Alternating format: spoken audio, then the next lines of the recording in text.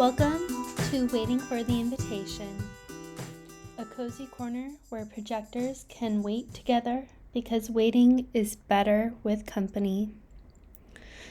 Happy Valentine's Day, projectors! Whether you're in a romantic relationship, dating, or just working on improving your connections, understanding the energy dynamics between projectors and other human design types can make all the difference. Today, we're diving into tips and tricks for harmonizing with manifesting generators, manifestors, reflectors, all in love and relationships. I'm your host, Olivia Louise, and you are listening to Waiting for the Invitation. Before we explore each type, let's acknowledge our own relationship needs. As projectors, we thrive on being recognized for our wisdom and unique way of seeing the world. We are here to guide, but only when invited. If we push our insights without an invitation, it can lead to resistance and exhaustion. I know that we have all been there, where we've tried too hard to make something happen, a relationship happen, or give somebody advice, and it just ends up backfiring. So, keeping this in mind, let's see how we can best connect with the other types. And no, it's also not manipulating to be able to understand other types and how to best use your energy to interact with them. And actually, as projectors, we are designed to do this. We are designed to study the other, to understand the other, and being able to connect with their aura type and to have a toolbox at our disposal to better connect with them will only bring us more recognition and success, and help the other person feel seen in the very special, unique way that only projectors can do. So first, let's start with every projector's favorite, manifesting generators. And I just say that as a little bit of a joke because personally, my experience with manifesting generators is that they are very high energy, very intense, and their energy can be a lot, and sometimes I find their energy hard to understand sometimes, especially before human design. I was living in a household with 3 manifesting generators, and I was the only projector, and let's just say it was a very interesting experience. There's a joke that one of my teachers like to say about human design and manifesting generators, that you shouldn't leave anything by the door because they're just moving so fast that they're going to trip over at whatever is at the door. They're going to trip over because that's really how they move. They move from one project to the next super fast, and you better stay out of their way. Just kidding. So for their energy overview, MGs are fast-moving, which we just talked about. They're multi-passionate, going from one project to the next, and they thrive on doing things in their own unique way. So that also means that they're quite unpredictable. Their energy can feel very exhilarating to be around, yet overwhelming for projectors. They often change directions quickly, following what excites them most in the moment. So, since this is a Valentine's Day special, my partner is a manifesting generator of 10 years. So I have quite a bit of experience in this field. He is quite overwhelming, and knowing this knowledge has helped me so much be able to relate with him and also know that he just moves at that pace, even though it's confusing to me, and to remind myself that I don't need to move at his pace and I don't need to put on that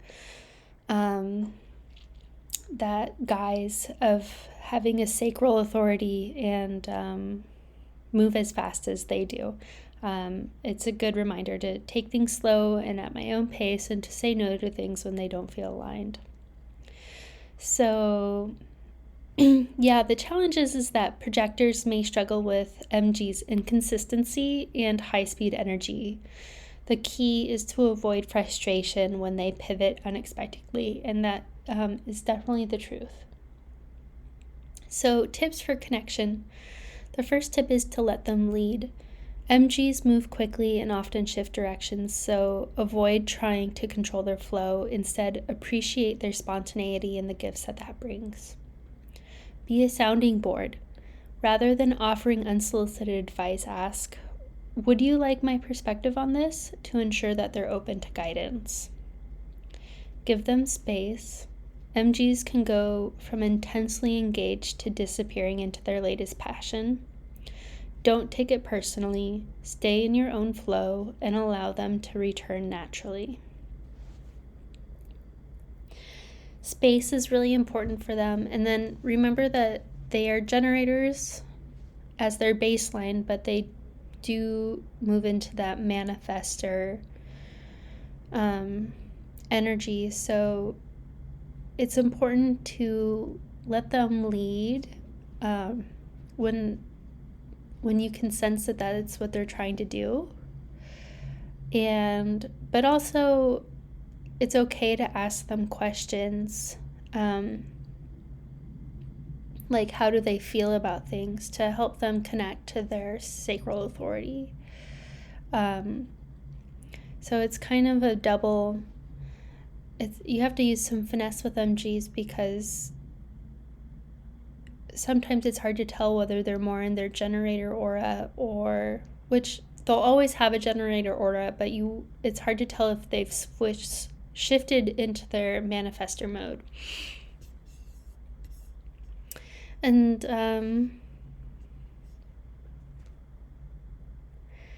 yeah. So now let's talk about generators. We all have a generator, or quite a few generators that we love in our lives. Their open and enveloping, beautiful aura is so warm and welcoming. I personally love being around generators, even though it's important for all projectors to take time away from them to reconnect with your own energy, and also to rest and to not do too much. They can just have a really beautiful, uplifting energy when you need that little boost. And if you have one as a business partner or as a normal partner, like romantic partner, they can be really nice to have in your life, because they can help you complete projects that you could use a sacral boost for, or like a little bit of energy for. The challenges is that projectors may feel drained by generators' ongoing energy output, especially if they try to match their stamina. So, tips for connection: ask and don't tell. Generators respond best to direct yes or no questions. Instead of giving them advice, try, do you feel excited about this? Or, do you prefer A or B? And this can help them tune into their own sacral wisdom. Encourage them to listen to their gut. Generators can get stuck in obligations. Help them to reconnect with what truly lights them up by asking them about what truly excites them.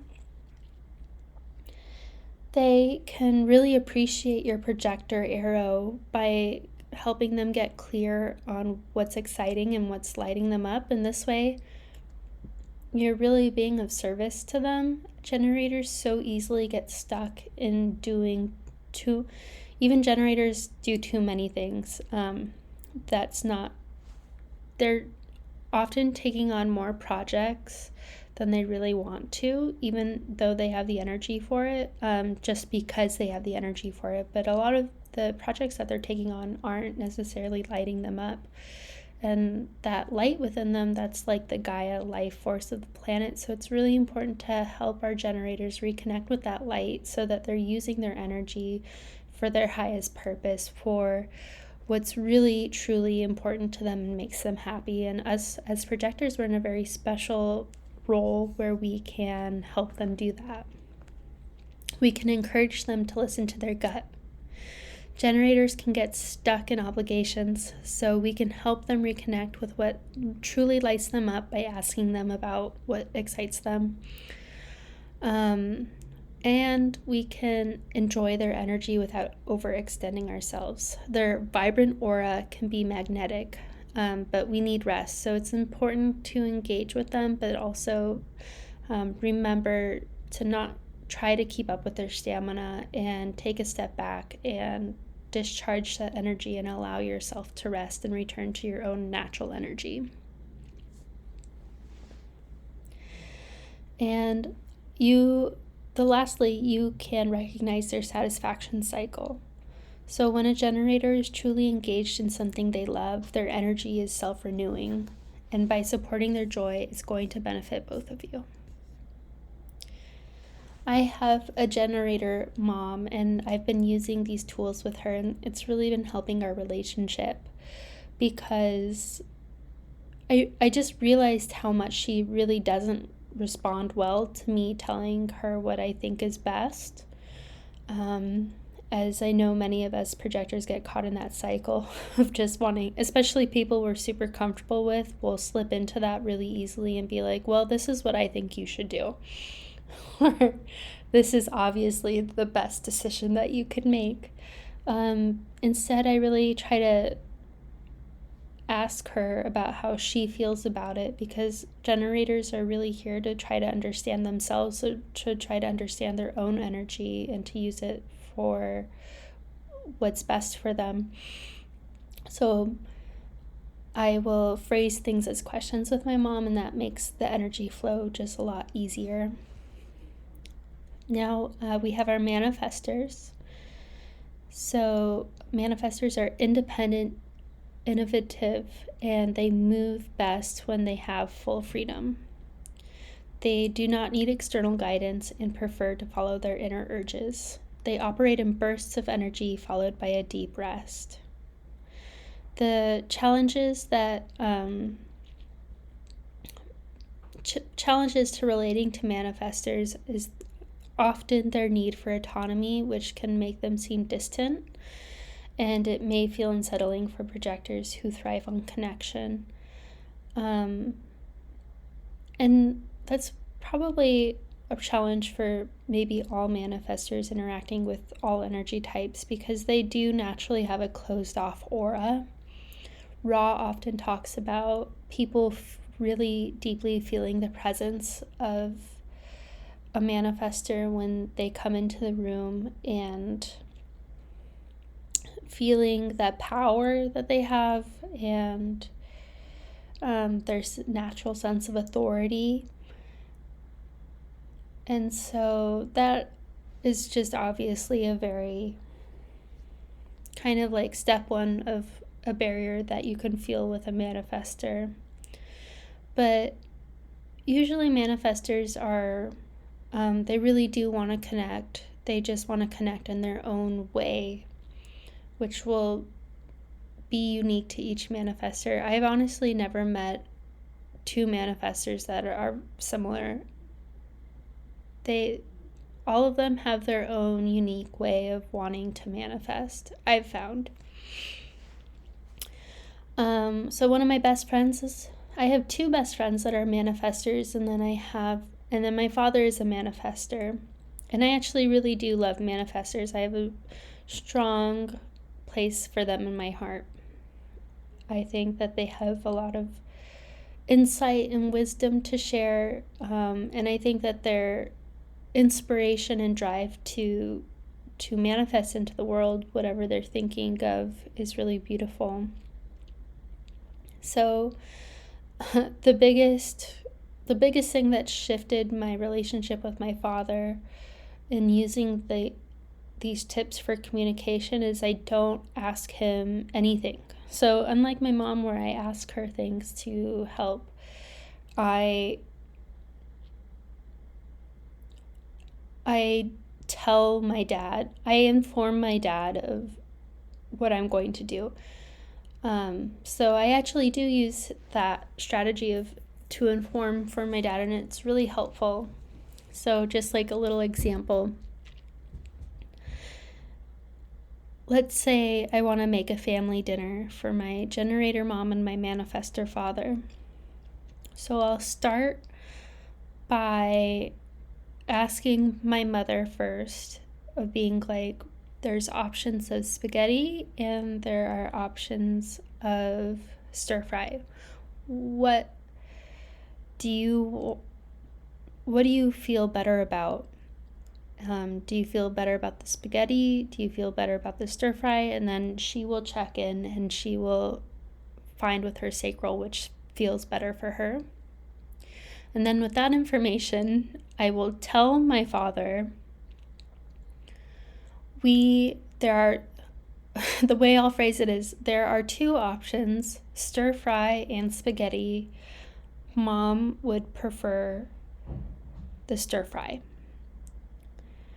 And that is what I'm going to make, unless you have another suggestion. And that this form of communication with him is extremely effective, where it's interacting with him, I almost feel as if it's like how you would report to a boss. Like, this is the project that I've undertaken, and these are the tasks that I've completed. This is the task that I think is best. What is your input? So manifestors really value their independence, and it's really important to avoid micromanaging them or trying to offer unsolicited advice. So really informing them and then verbalizing that you're open to their opinion or asking them what they think is very helpful for them and really helps them feel seen.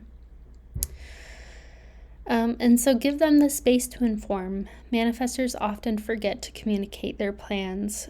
Instead of pressuring them, invite them to share their thoughts by saying, I'd love to know what you're thinking. And don't get mad at them if they forgot to tell you what they were doing and they're off doing something that you had no idea about or you weren't expecting. And then support their need for rest. Like us, they also don't have that sacral energy, and so even though they do seem quite powerful, manifestors also need downtime and appreciate their natural rhythm without pushing them to be on all the time. This is a really great area where we can be an example to our manifestor friends and also help encourage them to make time for rest and for taking care of themselves. And lastly, allow them to take the lead. Manifestors prefer to initiate. If they choose to include you in their plans, it's a sign of trust, so honor it without expectation. And don't take it too personally if they, like, whatever a manifestor does, the biggest thing to remember is just not to take it personal, because in my experience, they just don't really think that way. They're really just focused on what they want to do and the action and of itself and the results of that action. They're not really, and they're thinking about who would be best to complete this usually. So they're not necessarily thinking about you and your feelings. So it's important not to take anything personal. And lastly, we have our reflectors. Reflectors are rare and deeply attuned to their environment. Their mood and energy fluctuates, reflecting the people and spaces around them. They have a lunar decision-making process and require time to gain clarity. Because they are constantly shifting, projectors may find reflectors difficult to read or predict. I have had the honor to know quite a few reflectors, but I can't say any of them are close friends. One or two of them are more of acquaintances, so that I spent a little bit of time with, but not a lot, to try these tips and tricks on to see if they really work. But these are the tips for connection, so honor their process. Reflectors need time to make decisions, ideally a full lunar cycle. So be patient and avoid rushing them. Create a supportive space. Their well-being depends on their environment. Ensure they have access to calm, nourishing places. Be present with them. Reflectors appreciate deep, meaningful connection.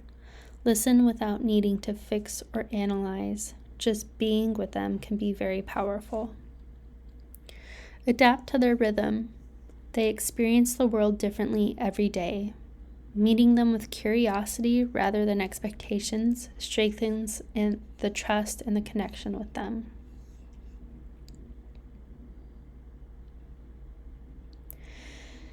So you can think about all the different types in your life, and your loved ones, and see if any of these will help with relating to them. Next, I want to talk about the authority types and relating to those. In addition to understanding types, honoring someone's decision-making process or authority is key to harmonious relationships. So first, we have the emotional authority. It is important to give them time to ride their emotional wave before making decisions. Avoid pressuring them for immediate answers. And also, while they're riding their wave, try not to take their emotions too personally either, or be confused when how they're feeling changes, because they are riding that wave. They're going to feel differently during different parts of it. And you may feel confused because you're like, well, yesterday this is how you were feeling about it. I don't understand why you changed. But it's because they're riding different parts of their wave, and as time passes, they gain more clarity. Next, we have the sacral authority. It's important to ask them yes or no questions to help them tap into their gut response. Encourage them to be selfish and to think about themselves. And encourage them to trust their immediate sacral response and to not second guess it. Also, be that friend that looks out for them and doesn't let them overextend their energy either. Just because they have abundant energy doesn't mean it should be used and abused. So also remind them to take some time for themselves and to relax and really connect with themselves. We have the ego heart authority. They need to make choices based on what truly empowers and excites them, support their desires, and avoid questioning their willpower. The self-projected authority. They need to talk things out to hear their own truth. Be patient, listening to them, and help them reflect. Projectors are great at listening. We can really help people with the self-projected authority hear their own thoughts and be able to understand what they truly think about something through that. The mental environmental authority. Help them process decisions in different environments and conversations. Give them space to verbalize their thoughts. And finally, the lunar authority, which are reflectors. Allow them a full lunar cycle to process decisions. They thrive when they take their time and align with the right people and places.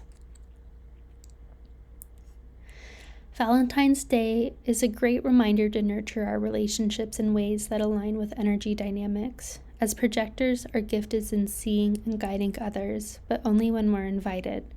By honoring our unique needs and understanding how each type and authority operates, we create more ease and harmony in love and life. Which one of these relationship tips resonated most with you? How do you currently navigate your relationships with other types, and where do you see room for improvement? And lastly, what's one small shift that you can make today to improve your energetic harmony with others? Because after all, that is what human design has really been so useful for, is understanding how our aura type interacts with other aura types.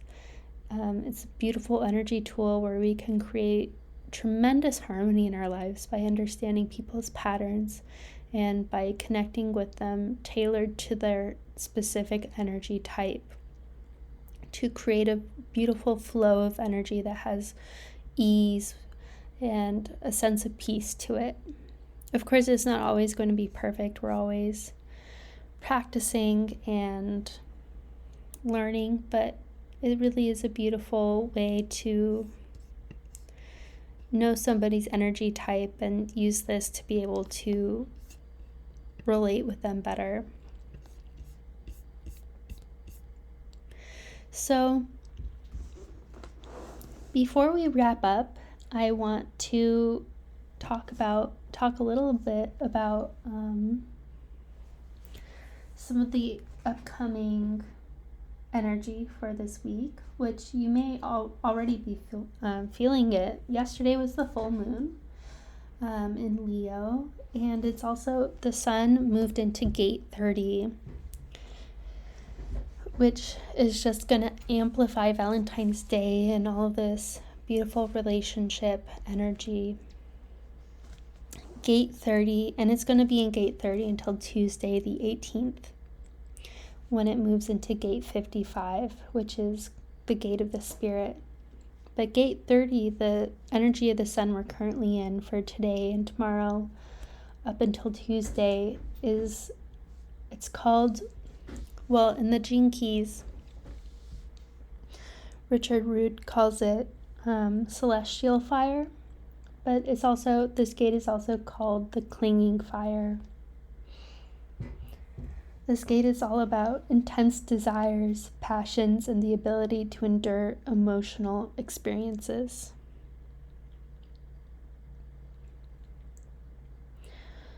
In the Gene Keys, which is a resource that I just adore, I love the keys, and I highly recommend checking out the book and going onto the website. In the Gene Keys, for every gate, Richard Root goes through the shadow, the gift, and then the city, the highest virtue of each gate, each key. And for this one, the shadow is desire, but it's an invitation to understand and transmute our desires. The gift is lightness, which he describes as an inner gift of surrender to that which cannot be forced or faked, to find a deep trust in life and the paradoxes. Kind of like the sacred trickster, like understanding the seriousness of life and the implications of our actions, but also just full-heartedly joining the dance and dancing it anyways, with that trust in life, feeling a sense of lightness through that. And then finally rapture, which is all about really fulfilling your desire to meet with God, or with the longing to meet God and to fill your life with a higher purpose. This is just a really beautiful energy for this time of year. So I want to invite you to think about, what are your true desires? Do you feel a lot of desire in your life for sex, fame, money, material items, control, food, alcohol. What are your desires that maybe are at a shadow frequency? And then also, what are your desires that are at a higher frequency, like purification, purpose, the desire for happiness, love, joy. This is really a time to understand and transmute our desires. Richard Roux talks about purification with this key. And he's really saying purification is about being or seeing that you already are a pure soul. And it is also about self-forgiveness and being responsible to the consequences of your action. So are there areas in your life this week where you could take more responsibility and at the same time also forgiving yourself?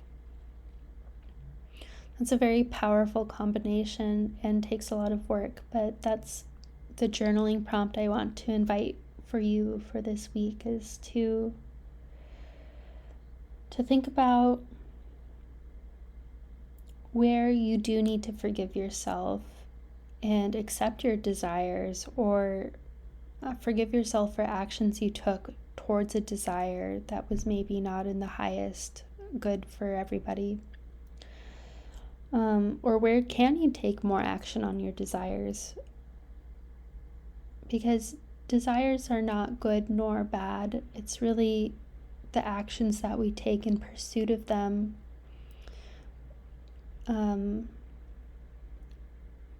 which can be, can have consequences.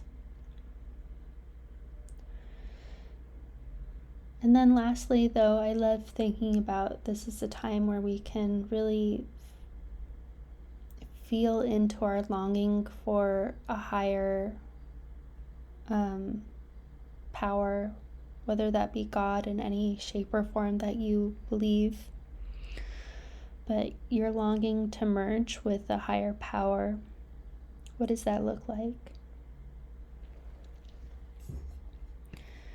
Today, as I was journaling, I was thinking, the last thing I want to touch on is I was thinking about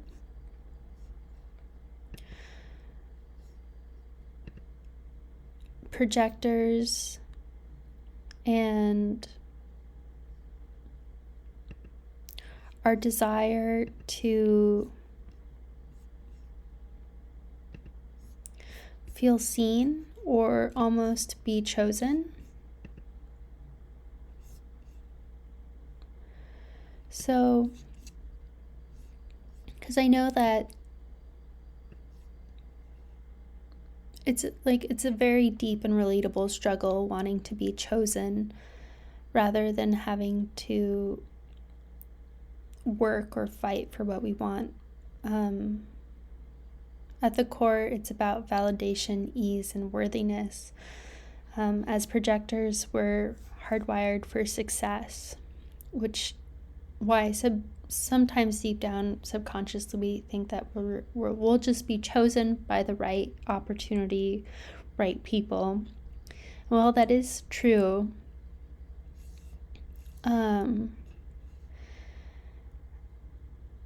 That's putting the control in someone else's hands.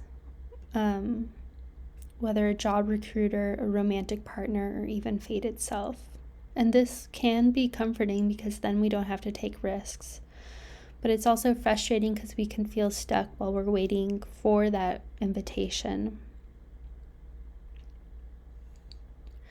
But in reality, people who seem to have an easy life are often making unseen moves to create that ease. We want things to feel effortless, but even those who are chosen had to put themselves in a position to be picked. So it's very important for projectors to remember to put ourselves in a position to be picked. so people can see us and see our gifts, and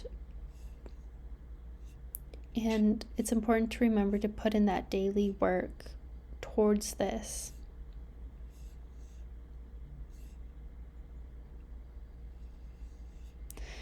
So what do? We redefine being chosen. Instead of thinking, I want to be chosen so life is easy, what if you thought, I am choosing myself so life flows more naturally? You don't have to force or fight, but you also don't have to wait. You can meet life halfway. And then shift your focus to readiness, not luck. If you were chosen tomorrow by the perfect job, partner, or opportunity, would you truly be ready? Are you doing the unseen work and seen work to be in a position to be picked? That's fundamental to our success as projectors, is to be doing the work. And getting ourselves ready for the opportunities. So instead of waiting, you can focus on being the person who is prepared for what they want. This last little bit is kind of what I've been thinking about. I'm going to do a more full episode about this idea next week and expand upon it, but this was a lot of what was coming out today, and I want to stay in this beautiful energy of gate 30, and this was a very deep desire that I had, that I was sharing while I was journaling with myself, where I was like, I'm tired, I'm exhausted,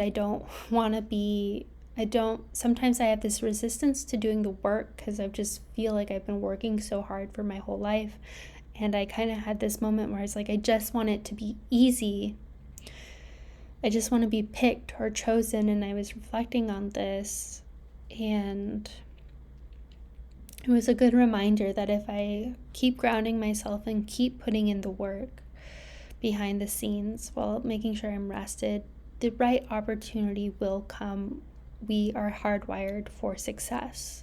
And it was a good reminder to also remember to let myself be seen, because so much of the work I do, I keep to myself. We have to be our own best advocates as projectors, and that is something I'm moving towards. But more on this next week. For now, enjoy Valentine's Day and your weekend, and having fun with all of your friends, lovers, family, pets.